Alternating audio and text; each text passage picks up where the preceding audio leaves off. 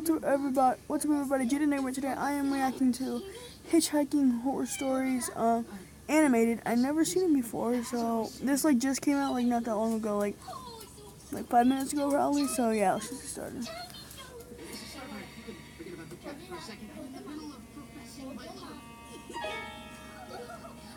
Three months after I turned 16 in 2005, I got my first car, a '99 Toyota Camry. On a warm Saturday night, when my friend Alex invited me over to one of his friend's big parties, I knew I wouldn't be in a condition to drive the Camry home afterward.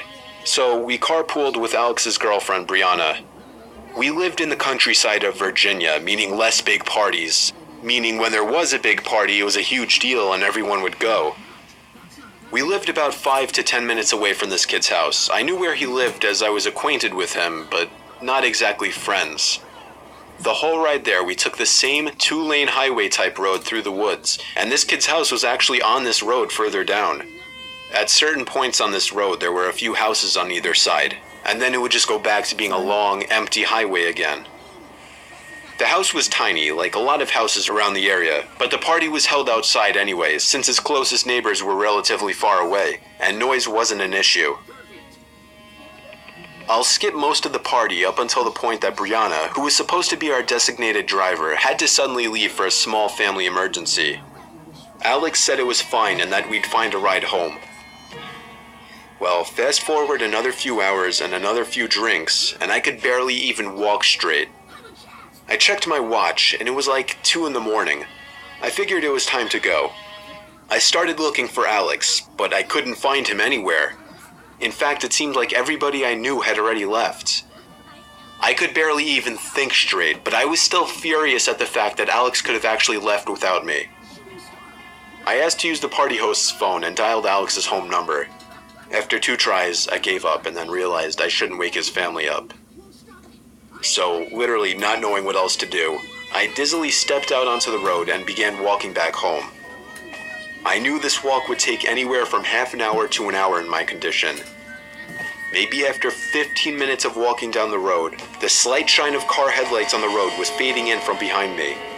Jumping for joy inside, I lifted up my arm and stuck out my thumb. As the car neared, it slowed down and came to a stop right next to me. The man driving the '98 Ford Explorer rolled down the window and asked where you headed.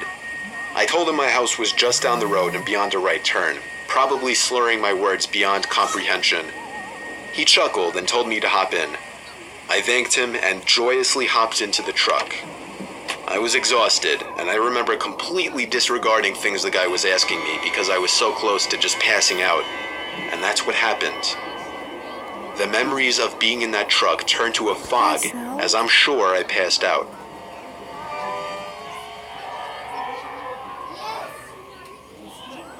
The next thing I remember, I woke up still in the moving truck.